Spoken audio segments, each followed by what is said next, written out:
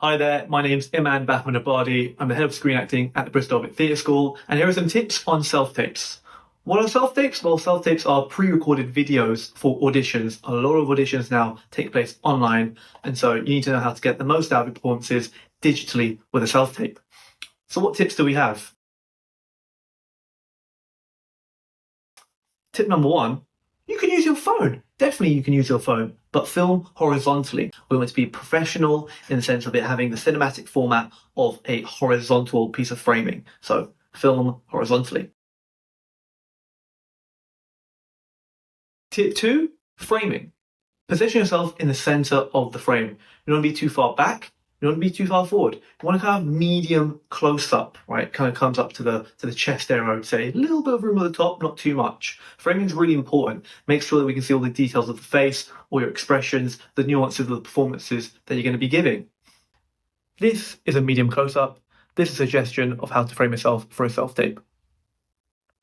Alternatively, you can also do not a medium close-up, but a mid-shot, which just gives you a little bit more room, a little bit of playing area, especially if you have some props to use and whatnot. Some movement can definitely be exercised in that space. So I'd say between the two, either a mid-shot or a medium close-up is best for a self-tape.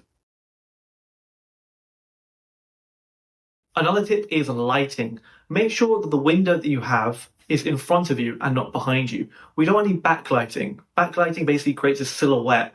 In order to see, again, the best of yourself, right, in all its glory, some frontal lighting would be perfect. You don't need to invest in any lights. You can if you want, but as long as you have a window available to you, make sure that window is in front of you. Tip four, if the window is in front of you, what's the back saying? Make sure you have a backdrop, a nice neutral color, no clutter, nothing too busy, no books, no family photographs. We want the attention to be solely on you. Again, a backdrop can be bought. You can buy some lovely plain photographic backdrops, or it can just be a plain white wall, plain black wall, plain grey wall. Make sure if you are engaging in a plain white wall, what you're wearing contrasts with that. You're not wearing a plain white shirt because you'll look like a floating head. Another tip is making sure that the camera is not too high, it's not too low, it's at your eye line. And the eye line that you have when you're giving your performance, it's not directly to the camera, but ever so slightly beside it. Not too far, because we don't be seeing the profile, just a little bit where we can still see the fullness of your face, but the eye line is just slightly adrift to the left or to the right of the frame. If you have two readers, I would say don't position them on the same side, position them on opposing sides. That way there's just a bit more to play with by way of space. Another tip is acoustics. What does it sound like? Make sure you're not doing it in a bathroom or anywhere where there's a lot of reverb. A bedroom is really good. A living room equally is really good, depending on the size. You want there to be a nice clarity of sound and not a massive echo, so it sounds like you're kind of clattering your dialogue against itself. So good acoustics. But I would say in a household, there are definitely rooms available that you can just do a self-tape in.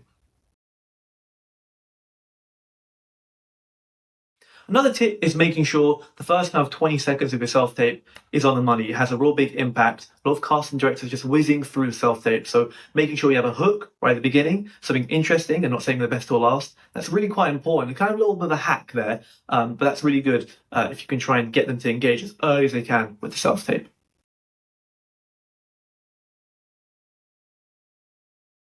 Another tip that I'd recommend, this is just my personal opinion, is don't mime. If you need to be holding a cup at a cocktail bar where it is, get a cup, right? You're giving yourself material to be working with as opposed to something which is just completely fabricated.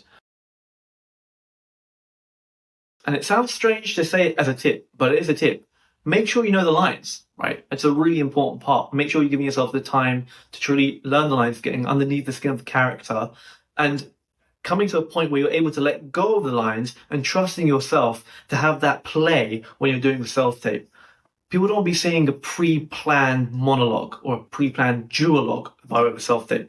They want to see someone who can be active in the space, playing with the reader, playing with their own ideas of what the character can be doing. So making sure that there's the learning of the lines, but also that element of play, that element of freedom and creative decisions that you're making in the space as an actor.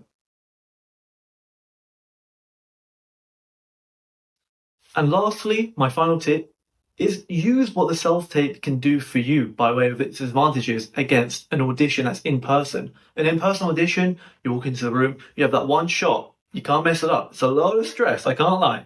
But a self-tape has the freedom, you have the legitimacy, the license to actually play, to actually have a couple of different takes, right? To try some different things out.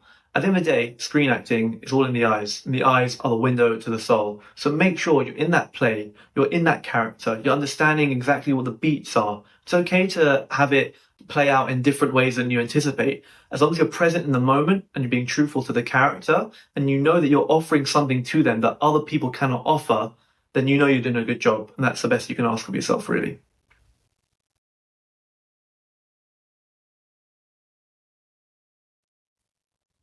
These are just some fundamental ideas on self-taping. There's so much more that can be said.